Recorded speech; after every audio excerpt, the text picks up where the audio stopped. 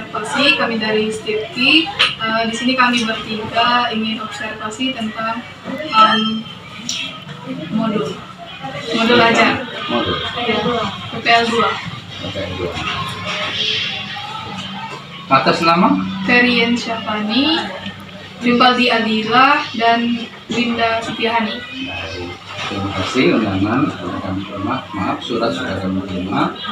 Selanjutnya nanti kami akan proses dan sehubungan dengan surat meminta dibalas akan kami balas juga. Termasuk mungkin surat izin melaksanakan atau surat keterangan sudah melaksanakan. Terima kasih Pak.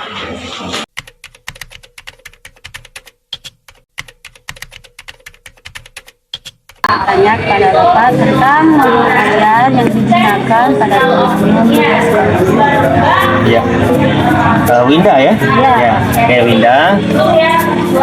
Kurikulum yang dipakai di sekolah kami SMA Negeri Selatan ini tahun pelajaran 2022-2023 itu adalah kurikulum Merdeka ya. Nah, kurikulum Merdeka ini dikenal juga dengan prototype, artinya pembelajaran yang berbasis proyek ya. Di antaranya proyek-proyek tersebut berbasis untuk membuat siswa itu aktif ya. Jadi siswa itu menjadi aktif, kemudian berproses pada proyek-proyek kearifan lokal. Begitupun dengan proses pembelajaran. Proses pembelajaran itu bagaimana siswa nanti bisa dia aktif, kemudian dia juga bisa berkolaboratif, dan juga dia bisa mengembangkan diri dalam proses berdiskusi. Kemudian juga dengan tampilan-tampilan media yang mereka bisa manfaatkan di sekolah penggerak, artinya bermacam yang kita kenal juga blended method ya, metode campuran ya. Itu sepertinya Indah. Terus Pak, model ajar apa yang digunakan dalam Ya, model ajar yang dipakai di sekolah kami ini karena ini adalah sekolah merdeka, dia ada bisa problem basic learning atau PBL ya, artinya pembelajaran berbasis masalah. Kemudian juga ada siswa aktif ya, dan juga perpaduan antara pembelajaran menggunakan media kayak seperti itu, ada penggunaan IT ya.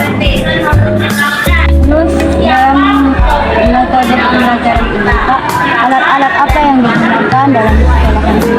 Ya, untuk mendukung proses pembelajaran siswa aktif tadi dan juga bagaimana pembelajaran berbasis masalah, sekolah mendukung diantaranya adalah menyiapkan fasilitas-fasilitas.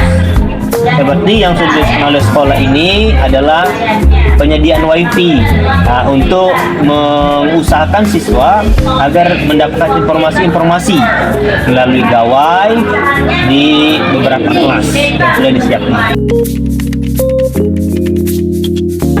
Baiklah Pak. Ya. Apa yang menjadi fokus utama dari modul ajar pendidikan agama Islam yang sedang digunakan? Oh ya, fokus utama ini Ferien ya, Ya. Ferien itu adalah bagaimana siswa kita itu mampu menggali informasi dalam sebuah materi dengan mereka membrowsing terlebih dahulu. Kita kan sudah ada WiFi di sekolah. Kemudian setelah membrowsing materi yang kita tampilkan dengan PBL, seandainya metode yang kita pakai PBL, pembelajaran berbasis masalah, setelah mereka membrowsing, mencari, mereka mendiskusikan. Setelah mereka mendiskusikan, mereka mempresentasikan. Kemudian kelompok lain menanggapi, disebut dengan pola diskusi aktif ya. Jadi pengembangannya adalah bagaimana siswa itu aktif, mencermati, meneliti, dan juga dia mengeksplorasikan apa yang mereka dapatkan dalam materi yang mereka diskusikan tadi. Itu Pak, Apa ada kolaborasi antar guru pendidikan agama Islam dengan guru mata pelajaran lain dalam penggunaan modul ajar ini untuk mendukung pemahaman lintas mata pelajaran? Ya, tentu. Jadi kita dengan guru-guru lain itu adalah mitra, di mana kita di satu sisi ketika dalam berproses pembelajaran kita minta namanya supervisi oleh guru yang lain. Kemudian kekurangan pada proses pembelajaran itu nanti akan ada feedback, umpan balik. Nah, memberikan masukan-masukan. Kemudian ada yang baik akan kita pertahankan. Kalau ada yang kurang, itu kita akan melengkapi. Kita akan memperbaiki supaya tahapan proses pembelajaran selanjutnya berjalan dengan baik. Yang pastinya ada sinergitas, artinya keterpaduan antara guru mapel dengan guru mata pelajaran yang lain, saling melengkapi seperti itu. Ya. Apakah ada bahan atau sumber daya tambahan untuk mendukung penggunaan modul ajar di luar lingkungan kelas, Pak? Ada, ya. Jadi bahan ajar atau penggunaan yang kita pakai untuk siswa dalam modul ajar tersebut, kita bisa mengajak melihat kalau seandainya bagaimana kebudayaan yang ada di daerah kita, umpamanya perkembangan Islam di daerah kita. Itu kita ajak umpamanya studi lapangan. Kita akan mengajak mereka kepada proyek mengenal langsung cikal bakal penyebaran Islam umpamanya di mana. Nah, kita mengenal umpamanya ada Syekh Al-Amin di Pasar Bawah. Jadi kita menggunakan study tour istilahnya kan. Nah, bagaimana studi ini walaupun dekat jaraknya, nah mereka bisa melihat oh ini salah satu peninggalan ya penyebaran Islam yang ada di mana ini. Jadi seperti itu, Rin. Ada kita menggunakan namanya proyek yang langsung pembelajaran langsung di lokasi seperti tadi menggunakan penyebaran Islam di Bengkulu Selatan ini yang kita kenal mungkin di Pasar Bawah ada makam Syekh Amin itu. Amin. Itu, Rin.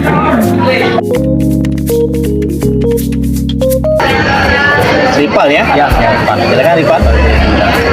Ini saya ingin tanyakan, apakah modul ajar ini mengakomodasi gaya belajar beragam dari siswa? Oh ya, pasti, tentu. Apa yang Pak sampaikan tadi dengan blended method tadi, artinya itu adalah merupakan metode campuran. Bagaimana mengaktifkan siswa ketika berdiskusi, bagaimana mereka bersama berkolaborasi di satu kelompok, mampu mempresentasikan. Kemudian ada juga studi langsung di lapangan sesuai dengan materi yang kita adakan waktu itu. Kalau seandainya berkenaan dengan pengadilan agama, maka siswa kita ajak untuk melihat langsung bagaimana proses persidangan ketika terjadi perceraian, seperti itu kira-kira Rifan. Bagaimana evaluasi dilakukan terhadap efektivitas modul ajar ini dalam mencapai tujuan pembelajaran pendidikan agama Islam? Ya, bagaimana cara mengevaluasinya?